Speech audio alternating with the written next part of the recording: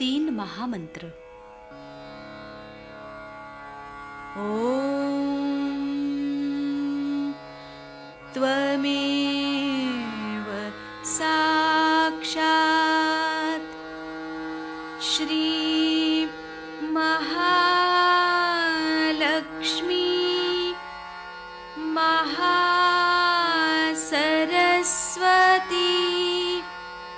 महाकाली त्रिगुणात्मिका कुंडलिनी साक्षात् श्री आदिशक्ति माताजी श्री निर्मला देव्यै नमो नमः।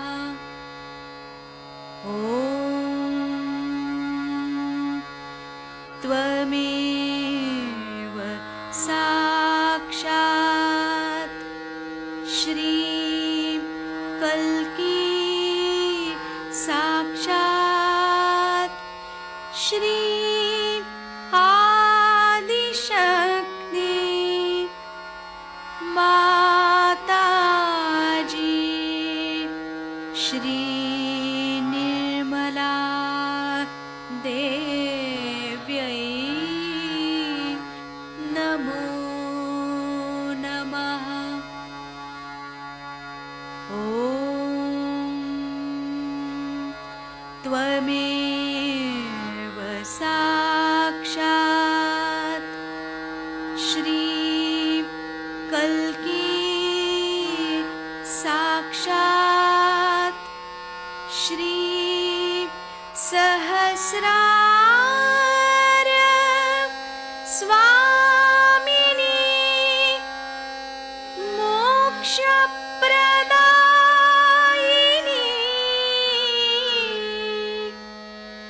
माताजी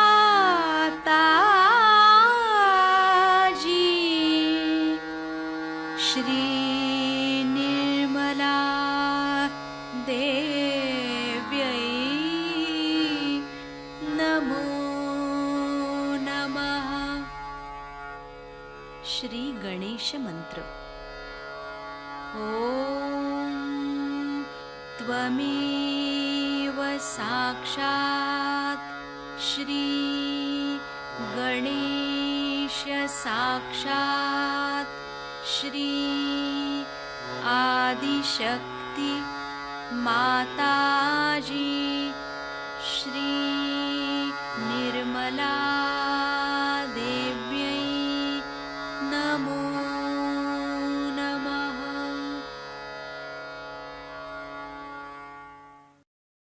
जय श्री माता जी। दोनों हाथ माँ के सामने, हृदय में श्री माता जी को देखेंगे। परम पूजनीय श्री माता जी, कृपा करके हम सभी के हृदय में अपना स्थान ग्रहण कीजिए। बार बार श्री माता जी को हृदय में आवाहन करेंगे। श्री माता जी, कृपा करके हम सभी के हृदय में अपना स्थान ग्रहण कीजिए। श्री माता जी, हम सबको क्षमा कर दीजिए, हम सभी अज्ञानी हैं। संपूर्ण चित्त बीचों बीच हृदय में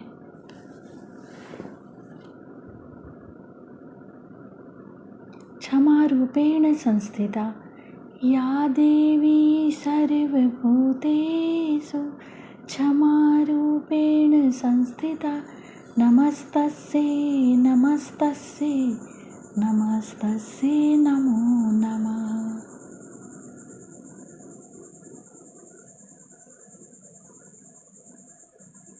धीरे धीरे अपने संपूर्ण चित्त को दोनों हाथों पे अपने चित्त में श्री माता जी को हमेशा रखेंगे। धीरे धीरे अपने संपूर्ण चित्त को लेफ्ट विशुद्धि पे बाह्य विशुद्धि पे संपूर्ण चित्त। श्री माता जी, आपकी परम कृपा में मैं केवल एक शुद्ध आत्मा हूँ। श्री माता जी, आपकी परम कृपा में मैं केवल एक शुद्ध आत्मा हूँ, इसीलिए मैं दोषी नहीं हूँ। श्री माता जी, मैं बिल्कुल भी दोषी नहीं हूँ। श्री माता जी, मैं बिल्कुल भी दोषी नहीं हूँ। श्री माता जी, मैं बिल्कुल भी दोषी नहीं हूँ।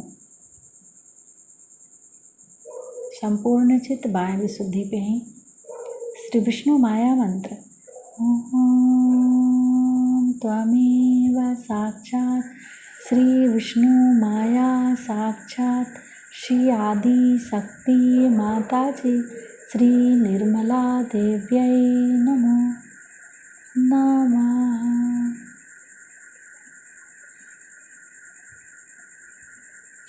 बाह्य विशुद्धि पर अपने चित्त को क्लॉकवाइज घुमाएंगे 7 टाइम्स।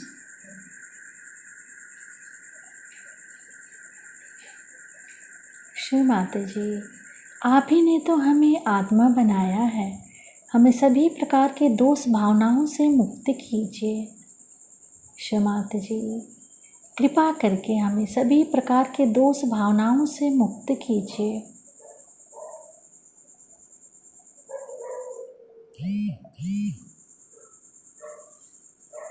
धीरे धीरे अपने संपूर्ण चित्त को लेफ्ट आज्ञा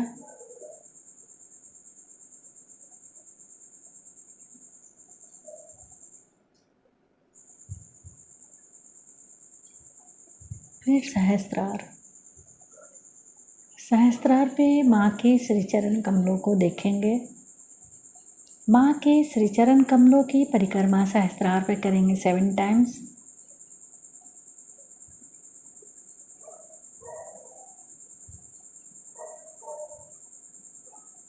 श्री माता जी, कृपा करके हमें निर्विचार कर दीजिए।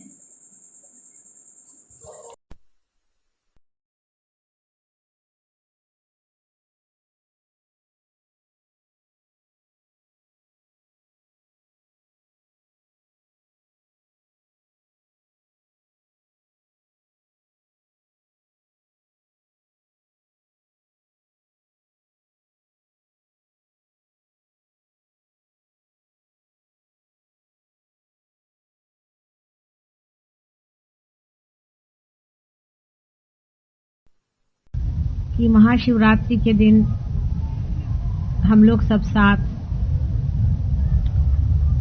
शिव की स्तुति गा रहे हैं।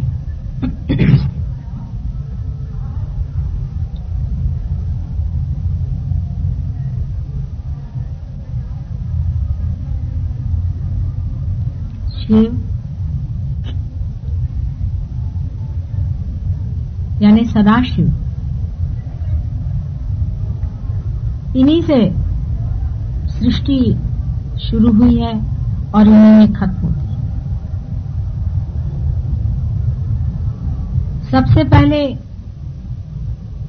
अगर आप ब्रह्म को समझे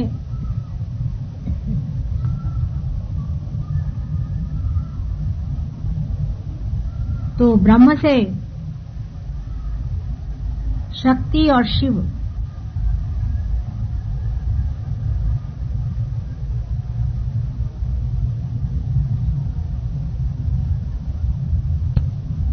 जैसे कि एक सेल के अंदर उसका न्यूक्लियस होता है, उसी की तरह शिव और शक्ति सबसे पहले ब्रह्म में स्थापित होते हैं। सृष्टि कैसी हुई, किस प्रकार ये घटना घटित हुई, किस प्रकार ब्रह्म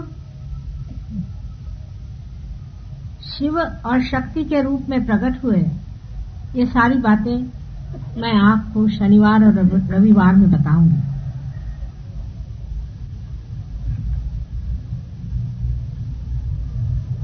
लेकिन शिव से निकलती हुई शक्ति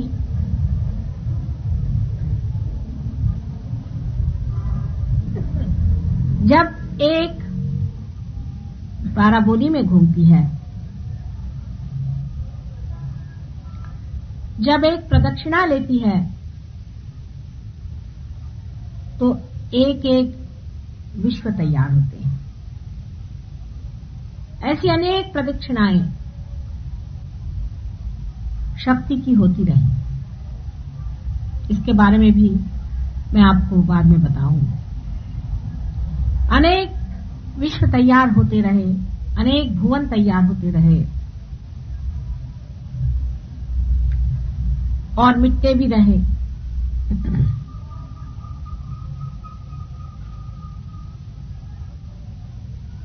शिव से शक्ति हट करके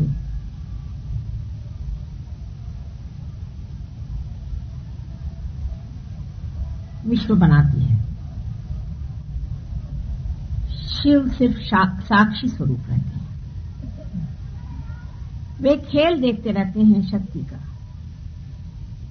शक्ति का अगर खेल उनकी समझ में ना आए तो वो जब चाहें तब अपनी शक्ति अपने अंदर खींच ले सकते हैं। सारा ही खेल बंद हो जाता है। वे ही दृष्टा हैं, वही देखने वाले हैं, वही इस खेल के आनंद को उठाने वाले। उन्हीं के कारण सारा खेल है। इसलिए अगर वो न रहे तो सारा खेल खत्म हो जाता है।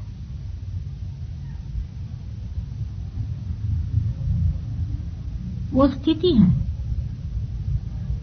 उन्हीं के कारण एग्जिस्टेंस होता है। मनुष्य के हृदय के कारण ही वो जीवित माना जाता है। जिस वक्त उसका हृदय बंद हो जाता है तो उसे मृत माना जाता है।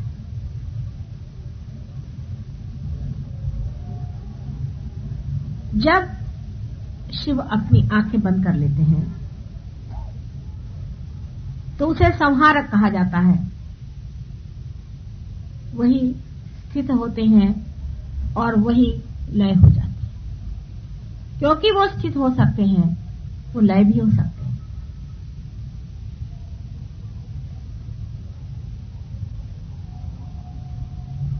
इस कुंडलिनी शास्त्र में शिव का स्थान आपसे मैंने बताया था, हृदय में मनुष्य के अंदर एक दीप ज्योति की तरह हर समय जलते रहता है,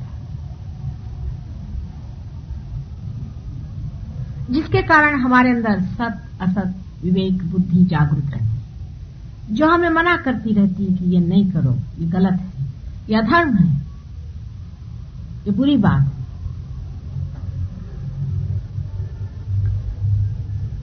ये कपट है, ये लोभ है, ये मद है, ये मत्सर है, ये अधर्म है, ये मनुष्य की प्रतिष्ठा से घिरा हुआ काम है, ये शोभनीय नहीं है।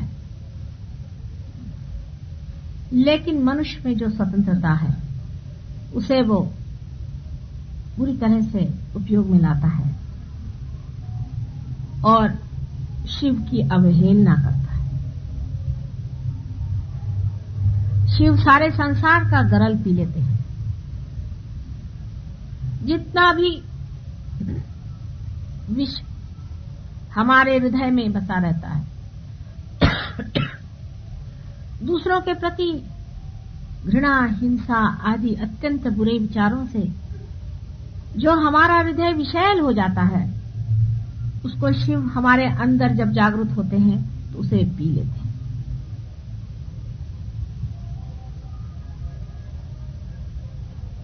शिव का खाद्य ही, उनका पीना ही गरल है।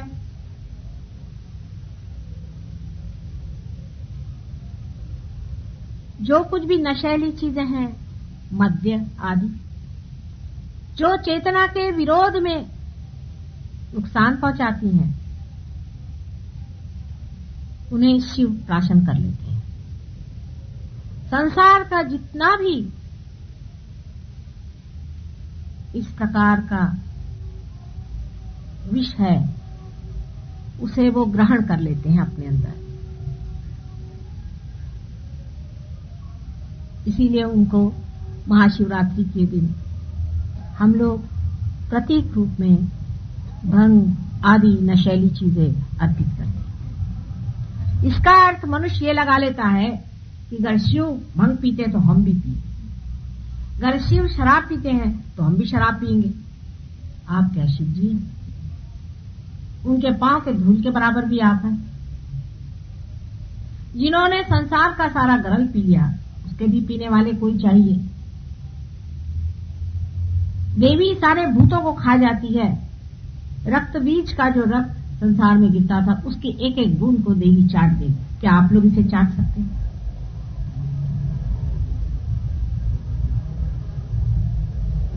आप लोगों का क्या उनसे मुकाबला है जो आप शिव जैसे भंग पीने निकले? शिव चाहे दुनिया भर की भंग पी ले, उन पे चढ़ती नहीं। आप लोगों का ये हाल है। शिव एक दैवी संपदा अवतरण है। अवतरण हम समझते नहीं चीज क्या होती है। उसका लोहा ही दूसरा होता है, उसकी व्यवस्था दूसरी होती है। क्या आप उस तरह से बने हुए हैं? क्या आप उस कार्य के लिए बने हुए हैं कि दुनिया भर का आप जहर पी लें? बहुत से लोग ये कहते हैं कि मां हमारे कुछ शराब चढ़ती नहीं।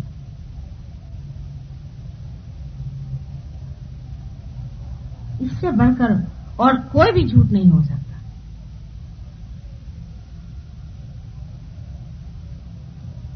कुछ बड़े बड़े गुरु भी, जैसे कि साईनाथ शिरडी के, वो भी एक अवतरण थे। वे चिलम पीते थे। तो अब सब लोग चिलम पीने लग गए। क्या आप साईनाथ हैं? वे तो इसलिए पीते थे कि आपके हाथ कोई चिलम ही न लगे, सबकी चिलम ही पी डाले एकदम। सबकी चिलमें पचाने के लिए वो पीते थे। क्या आप लोगों में ये शक्ति है कि आप चिलम पी सकते हैं? उनको कैंसर नहीं हो सकता था।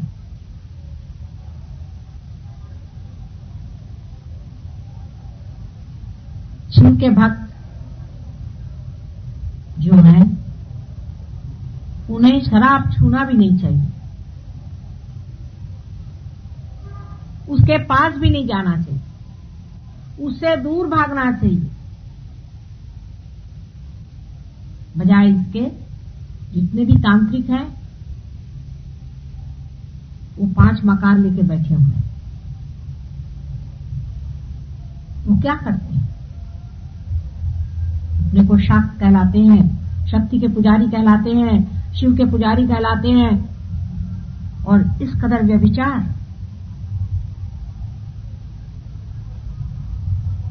शिव और व्यभिचार जो संपूर्ण ब्रह्म स्वरूप है, उसका नाम लेकर इतना महापाप करना, अपनी दुर्गति की पूर्ण व्यवस्था कर लेना। एक मां के नाते मैं आपसे बताती हूं कि इस तरह की गलत फहमी में कभी मत रहना। तंत्र का तरीका जो है बिल्कुल शैतानी तरीका है। आज महाशिवरात्रि के रोज मैं चाहती हूं कि आपको उसके बारे में थोड़ा सा जरूर बताऊंगा। तंत्र की व्यवस्था ये होती है कि जो चीज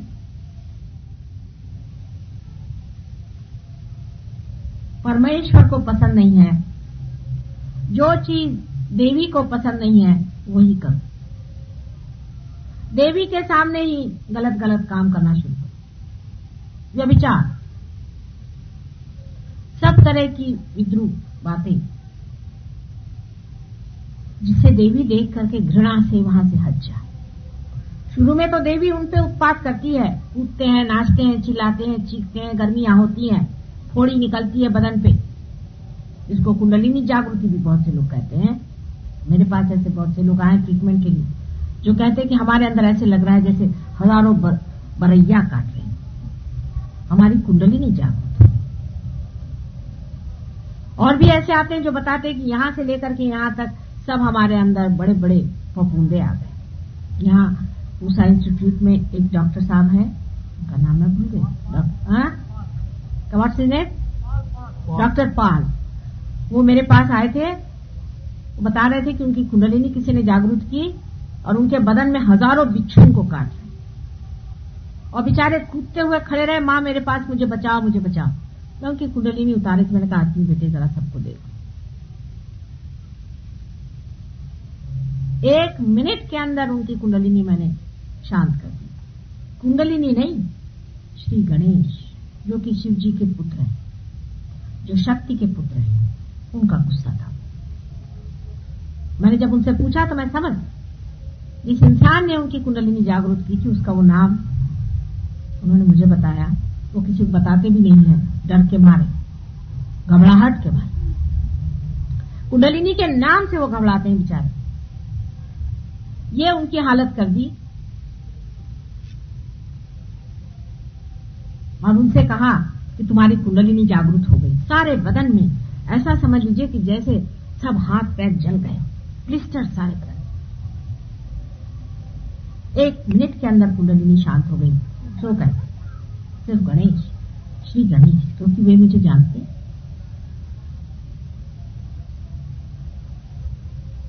ऐसे तांत्रिकों से बहुत बच के रहने की जरूरत है। देवियों के सामने जाकर के, खजुराहो में आप जाके देखिए इन तांत्रिकों ने क्या उत्पात कर रखा है। 6वीं सदी में शंकराचार्य के बाद में तो इन्होंने एक नया ही जंग खड़ा कर। जैसी देवी की बात उन्होंने कही, उन्होंने सोचा कि हाँ अब मां का राज्य आने वाला है, चलो इसके पीछे लग जाओ। उस वक्त के राजा लोग बहुत ही गिरे हुए, बहुत ही बुरे नजर से देवी की ओर देखते थे। इतने दुष्ट लोग उस वक्त राज्य करते थे, पूरा पट्टा की पट्टा यहां से बंगाल तक। और उनके जो मंत्री लोग थे वो यही थे, जैन। जैन लोगों में खाने के मामले में तो पट्टे बांध के घूमते हैं मुंह पर। औरत के मामले में कोई झगड़ा नहीं, मुंह पे पट्टे बांध के घूमने से सोचते हो गया उनका। कृष्ण को नाम धरते हैं कि वो संहारक था, राम को नाम धरते हैं कि वो संहारक था। हालांकि महावीर बहुत ऊंची चीज है। जैसे हमने सबका ही ठिकाना किया है, ऐसे जैनियों ने महावीर का भी ठिकाना कर दिया। ये तो सभी के एक एक ढंग होते हैं। उन्होंने ये प्रथा चलाई कि छोटे छोटे लड़के लड़कियों को भी वो आश्रमों में भेजते, जैसे कि तोप करते हैं। उस वजह से इस कदर अनैतिकता बढ़ गई, जबरदस्ती की बात। यहां तक कि ब्राह्मणों ने भी ये बात उठाई कि विवाह के पश्चात भी मनुष्य को बिल्कुल संयमित रहना चाहिए और ब्रह्मचर्य में रहना चाहिए। बिल्कुल अननेचुरल सी बातें।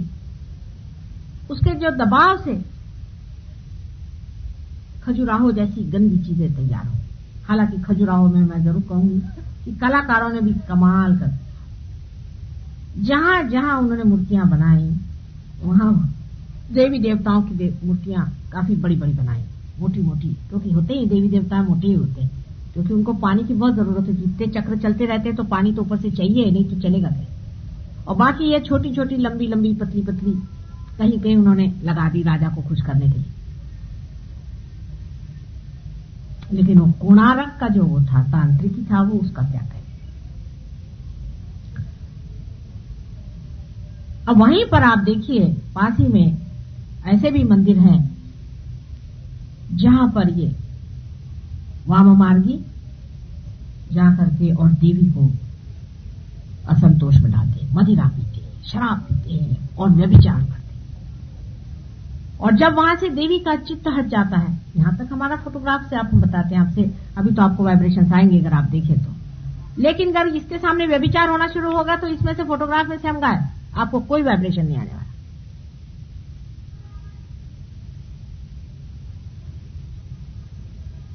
हट जाता है, चित्त ही हट गया, क्योंकि व्यभिचार और गंदगी के पास देवी क्यों रहने चाहिए।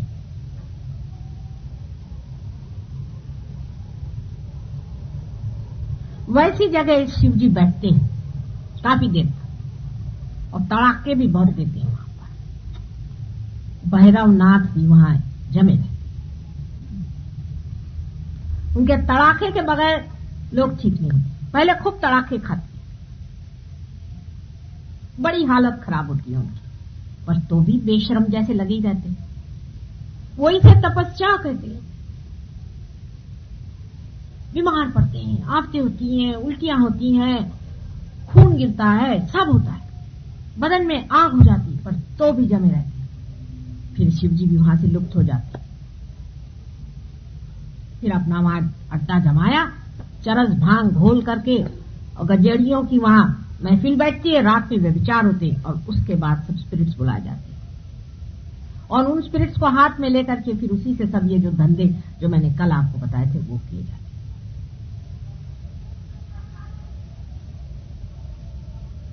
शिवजी के भोलेपन की ये हद है, इतना इनोसेंस का वो पुतले हैं कि जब रावण ने उनसे कहा कि अब तुम मुझे अपनी शक्ति ही दे दो, तो उन्होंने उसको भी दे दिया। इतना भोलापन,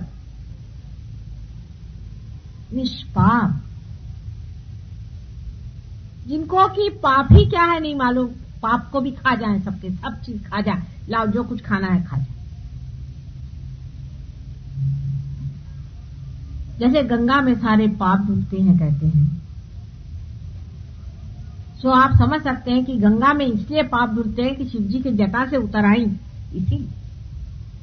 जिनके जटा को छूने से ही इतने पाप धुलते हैं, जो स्वयं साक्षात जो होंगे सो क्या होंगे सो बता दी। जिनका साक्षात करने से ही सारे जिसके पाप धुल जाते हैं, जिनको याद करने से ही सबके जो जितने भी भवसागर के जितने भी लगे हुए पशु पक्षी के तरह से चिपके हुए जो कुछ भी गंध मैल आदि जीवित और निर्जीव जो कुछ भी हो, सारी बाधाएं जिसकी खत्म हो जाती है। ऐसे शिव जी के लिए लोग ये कहते हैं कि व्यभिचार से शिव जी खुश होते हैं। ऐसे संसार में क्या बात की जाएगी।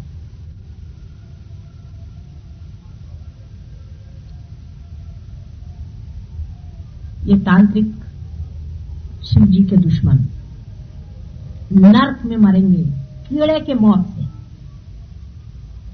हजारों वर्षों तक ये नर्क में रहेंगे, इसमें कोई शंका नहीं। लेकिन जो लोग इनकी बातों में फंसते हैं और इनके चक्करों में घूमते हैं, भूत प्रेत आदि को इस्तेमाल करते हैं, दूसरों का नाश करते हैं, वे भी उनके पीछे ही जाने वाले हैं। शिव जी के इस महापर्व के दिन सहज योगी जितने भी हैं उनको निश्चय कर लेना चाहिए कि हमारा हृदय अत्यंत स्वच्छ हो, उसमें सारल्य सज्जनता, हम अपने को देखें और शर्माएं कि क्या हम इतने दुर्जन हैं जो इस तरह की बातें हम सोचते हैं। अपने हृदय को देखें और पूछें कि क्या हम इतने कपटी और गिरे हुए लोग हैं कि हम इस तरह की बातें सोचते हैं। शिव जी को जागरूक रखने के लिए मनुष्य को अत्यंत सरल हृदय होना है। शिव जी भोले थे, ऐसे आदमी बड़े भोले होते हैं, और लोग कहते हैं कि ऐसे लोग ठगे जाते हैं। सारी दुनिया ने भी ठग लिया तो कुछ नहीं गया, आपके ठगने पे सभी चला जाता है, आप किसी को मत ठगिए। इसमें कोई बड़ी भारी बहादुरी नहीं है कि आप बेवकूफी करें। आपने अगर किसी को एक मर्तबा ठगा, उसकी माफी नहीं हो सकती। आपको कोई 1000 बार ठग ले, आपका कुछ नहीं। जो आदमी भोला होता है उसको कोई ठग ही नहीं सकता। ये तो मन के भाव हैं कि इसने इसको ठग लिया, उसने उसको ठग लिया। आप ठग करके क्या इकट्ठा करते? धन, ठगा हुआ धन, दूसरे को ठगा हुआ धन। कितना नुकसानदेह होता आपको पता नहीं। अभी राहुली में एक सज्जन मेरे पास आए और मुझसे कहने लगे कि हमारे पुरखों का कुछ पैसा जमीन में गड़ा हुआ है मां, और हमें मालूम है वो गड़ा हुआ। 3 पुश्त पहले किसी ने वो निकालने की कोशिश की, उसी दिन उस घर में 3 मृत्यु हो गई। उसके बाद दूसरे पुष्ट ने शुरू किया, उस वक्त भी फिर 3 मृत्यु हो गई। फिर चौथी मर्तबा ऐसा हो गया। अब हम हैं, अब हम क्या करें? मैंने कहा भूल जाओ उस धर्म, बिल्कुल भूल जाओ, उसको खत्म होने दो, उसको छूने की जरूरत नहीं। किसी को मार के, किसी के बाल बच्चे भूखे रख के, किसी की आत्मा को तड़पा के आप ये पैसा लेकर के आए हैं। उनकी आत्माएं जो तड़पती हैं वो बहुत बड़ी प्रचंड शक्ति है, आपके बच्चों के बच्चों के बच्चों तक खा जाएगी।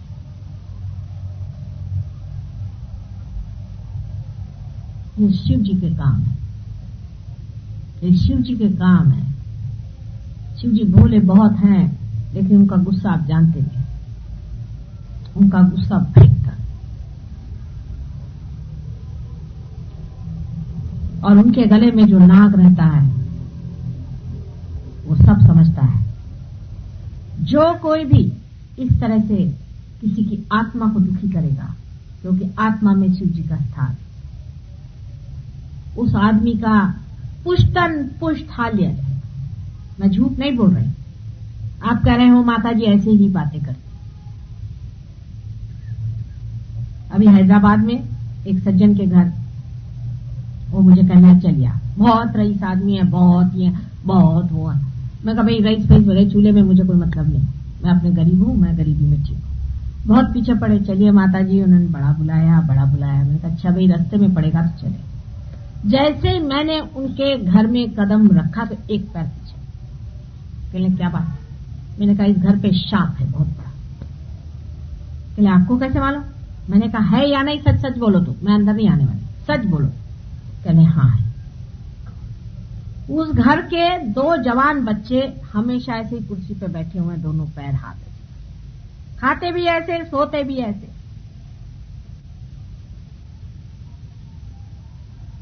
मेरे से कहने लगा कि माता जी इनको ठीक करिए।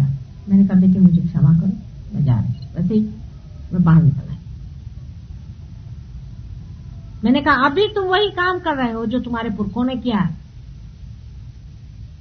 कहले हमारे खानदान में हमेशा 2 बच्चे ऐसे ही होते आए, तो भी आपकी नहीं बात छूटी। और इस पुष्ट में तो यही 2 बच्चे हैं, तीसरा है ही नहीं, तो इस खानदान का क्या होगा? मैंने कहा आप खानदान ले बैठो, पैसा लेके बैठो और उसको चाटो आप और खाओ और इनके चिपकाओ चारों तरफ, और उतना भी नहीं होगा तो प्रोसेशन निकालो। किसी की आत्मा को दुख देना, विशेषकर किसी गरीब को दुख देना, उसकी आत्मा से आह लेना, आपको पता होना चाहिए शिव जी का राज सब दूर चल रहा है। आपको दिखने में लगता है कि आपने कुड़की ले आए, उसके घर का सारा सामान लूट के आप चले आए। घर में बहू आई है, उसको सता रही है सास, उसको बड़ा मजा आ रहा है सताने को, छल रही है। मेरे को इतना मेरे सास ने छला तो मैं भी इसको छल। उसकी आहें मत लो, किसी गरीब की आहें मत लो, किसी के हृदय की आह मत लो, कभी भी मत लेना। शिव जी वहां बसते हैं, जान लो। और जितना आदमी भोला होगा उतना ही वहां शिव जी का राज्य ज्यादा होगा। किसी भोले आदमी का कभी फायदा मत उठाना। भोले आदमी के सामने हमेशा नत मत रहो, क्योंकि शिव जी वहां जाग रहे हैं, तभी वो भोला आदमी तभी भोला होता है जब उसके अंदर शिव जी जागते। भोले आदमी को लोग बहुत सताते हैं, उसको छलते हैं। जिनको खासकर पैसे का बहुत समझ में आता है, एक एक दो दो पैसा जो जोड़ते बैठते हैं, वो भोले आदमी को उल्लू बनाते फिरते हैं। पैसा तो कभी मिल भी जाएगा, लेकिन शिव जी के श्राप से आप विमुक्त नहीं हो सकते। आप कहेंगे कि माँ तुम यूं ही हमें डरा रही हो। मैं बिल्कुल नहीं डरा रही हूं, मुझे सजग कर रही हूं। सजग हो जाओ। शिव जी के कार्य जो है बहुत गहन और बड़े ही दिनों तक चलने वाले, क्योंकि अंत तक शिव जी ही है। सब लय जब होगा तब भी शिव जी है, और जब उत्पत्ति होगी तब भी शिव जी है, और बीच में बाद में मैं आपको जब बताऊंगी तो सब बता दूंगी विष्णु जी कब आते हैं और कब। आज महाशिवरात्रि के दिन सबको यही निश्चय करना है कि हम किसी भी प्रकार किसी की भी आह नहीं लेंगे, किसी के साथ हम जाति नहीं करेंगे, किसी भी चीज की। कोई गरीब है, कोई मजबूर है, कोई हमारे नीचे है, कोई हमारा आश्रित है, जो भी ऐसा है वहां शिव जी का राज्य है। उनसे सज्जनता है। नौकर है घर के, उसको खाने के लिए नहीं देंगे, उसको भूखों मारेंगे, उसका पैसा मार लेंगे। दो दो पैसे लोग अपने नौकरों को मारते हैं, समझते नहीं उसके अंदर शिव जी बसे हुए हैं। और शिव जी का कोप आप पे आएगा। मैं आपसे सच सच बता रही हूं, इसमें से एक अक्षर एक बूंद भी झूठा नहीं है। आप चाहे तो वाइब्रेशन से देख लें, जितने सहयोगी हैं कि कितने जोर से वाइब्रेशन से इसका होता है। अगर मैं एक भी अक्षर झूठ बोल रही हूं तो आपके वाइब्रेशन से रुक जाए।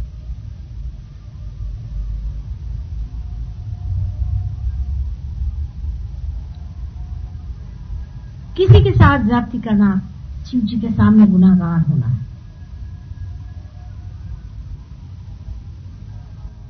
सज्जनता, सौजन्य, नम्रता, झुकना, ठगा जाना भी ठीक है। शिव जी का लिख दिया नाम, ठगे गए थे बेटे, कोई बात नहीं, मैं देख लूं। अरे उनके पास भैरवनाथ खड़े हुए हैं, एक सोटा लगाएंगे उनको तो ठीक हो जाओगे तुम लोग साथ।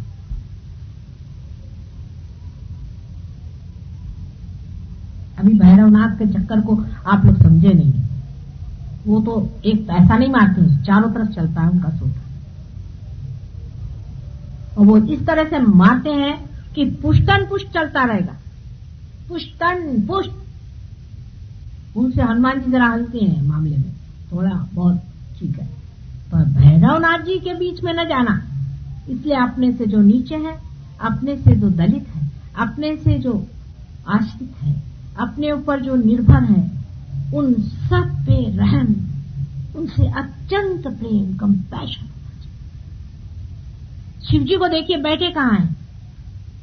स्मशान में, जहां कोई भी नहीं बैठ सकता, राख में बैठे। इनसे बढ़ के कम्युनिस्ट आपको कोई नहीं। शादी में आए तो राख फांस गया, गले में वो सांप आप लेकर के, नंदी पे सवारी। बताइए बैल पे कोई बैठता? भभूत लगा करके, अजीब सी शक्ल बना के, बाल वाल सब दूर से, जटाजूट, कपड़े भी खास नहीं पहने हुए, एक शेर का वो व्याघ्र चर्म पहन लिया, और उनके साथ एक से एक भूत चले आ रहे हैं। उनकी जो औरतें चली आ रही, उनके किसी के एक आंख है, किसी के दो नाक है, किसी के 4 सींग है। जितने भी विद्रूप, विक्षिप्त, ताड़ित लोग हैं, जिनको कि हम नीची निगाह से देखते हैं। किसी के शारीरिक दोष होता है, उसके ऊपर हंसी करते हैं, मजाक करते हैं। कोई अगर बहरा है, उसका मजाक हो रहा है। परमात्मा का शुक्र करो जो तुम्हारे दोनों कान ठीक है। परमात्मा का शुक्र करो जो तुम्हारी दोनों आंखें ठीक है। कभी अंधे के हाथ तुमने पकड़े नहीं, उसको उल्टा धक्के देने में मजा लेते हो।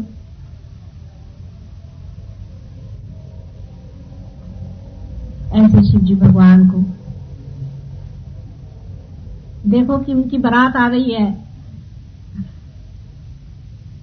और पार्वती जी के घर के तो सब लोग बड़े बड़े हैं, विष्णु जी उनके भाई खड़े हुए हैं साथ में, सब बड़े सोफिस्टिकेटेड लोग हैं एक साइड में, और एक साइड में ये बारात चली आ रही शिव जी की।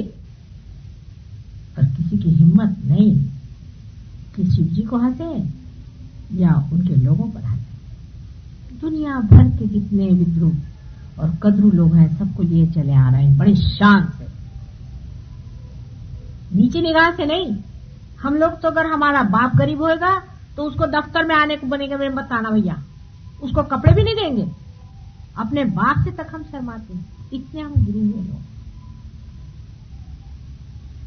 सबको बड़ी शान से लिए चले आ रहे हैं कि वाह भाई वाह।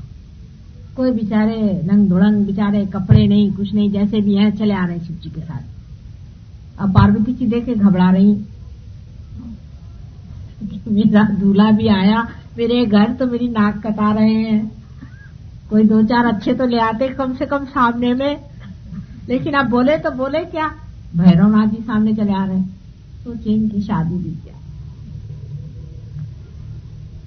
लेकिन पार्वती जी के मन तो वही भाए हुए हैं, उनको तो कोई और पसंद नहीं।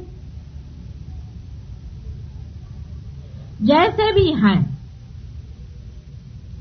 ससुराल के लोग, जैसे भी है, चाहे उनके यहाँ औरतों की एक ही आंख हो, लेकिन तो भी पति के घर के लोग आए, उनका मान उनका पान, उनको नीचे निगाह से देखना। क्योंकि मैं बड़े विष्णु जी के घर, मेरे भाई खड़े हुए हैं विष्णु जी जैसे कुबेर जिनके घर में पानी भरते हैं, और मैं हिमालय की बेटी हूं।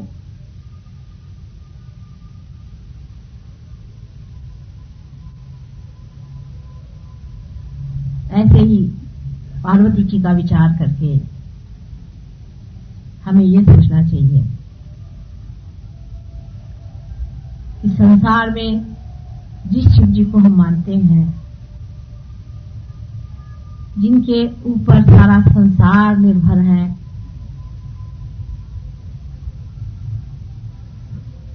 जो एक क्षण में ही हम सबको खत्म कर सकते हैं। जब संहार होगा तो 11 रुद्र के रूप से वे निकल करके सबको संहार कर, और जो भी संयत भाव से ये सारा खेल देख रहे हैं, जिनके लिए संसार की सारी कुछ सृष्टि आदि कुछ भी नहीं, और जो साक्षी मात्र सब मजाक देख रहे हैं दुनिया का,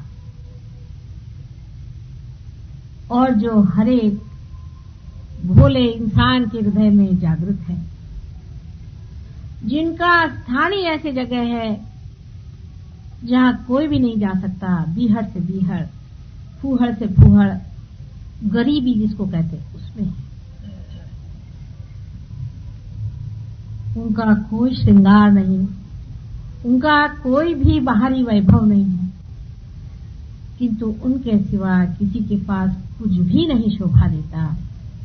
ऐसे शिव जी को जो इंसान मानता है वही इंसान है, क्योंकि वो इंसानियत को मानता है। इसलिए नहीं कि फलाना एक बड़ा भारी अफसर है, क्योंकि फलाने के पास इतना रुपया पैसा है, क्योंकि फलाने के पास इतनी विद्या है, दूसरे के पास में ये है, पर इसलिए कि एक बड़ा मानव है, वो चाहे गरीब है, चाहे अमीर है, चाहे छोटा है, चाहे बड़ा है, लेकिन एक बड़ा मानव है। और बड़ा मानव वही होता है जो साक्षात शिव जी के चरणों में रहता है। आज का दिन ऐसा नहीं है कि आपको मैं दुखी भी करूं, क्योंकि आज का दिन है बहुत दुख का। लेकिन एक बात मैं जरूर बताऊंगी कि महाशिवरात्रि के दिन उपवास करने की कोई जरूरत नहीं, बिल्कुल उल्टी बात है। जिसने भी ये बात कही है, पता नहीं इसका क्या शास्त्राधार है, मैं पूछती हूँ, मुझे बताएं कोई भी पंडित कि कौन सा शास्त्र में लिखा हुआ है शिव जी के विवाह के रोज आप लोग क्या उपवास करेंगे? क्यों साहब?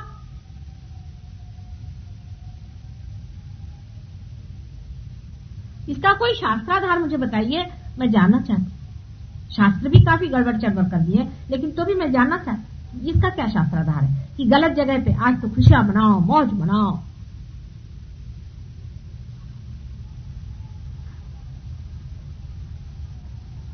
आज खुशियां मनाने का दिन है। कितने लोग उपवास करके आए? हाथ ऊपर करें जिन्होंने उपवास किया। आप लोग पार नहीं हो सकते, आज कोशिश कर लें। और आप जो पार हैं आप भी बच जाएंगे, आज नहीं आने वाले वाइब्रेशन। देख लो, कोशिश कर, कोशिश करके देख लो। आ रहे वाइब्रेशन? कुछ नहीं आ रहे, हल्के हो गए। झूठ नहीं बोलो तुम। तुमने तो नहीं किया उपवास आज, इसीलिए तो आज मैं खुश हूँ तुमसे। तुमने नहीं किया, अच्छी बात। राजा बेटे हो तुम। आज के दिन उपवास नहीं करने का। आज खूब खाओ पियो, घर जाके लड्डू खाना, खा पी के। नहीं, मतलब फलाहार किया। फलाहार क्यों करना? आज तो खूब खाना है। उनका खाना है बादाम पिस्ता, खाओ खूब। खाते हैं चना, चना खाओ। देवी जी चना खाती हैं, आप लोग भी चना खाओ। फल फूल कौन खाता है?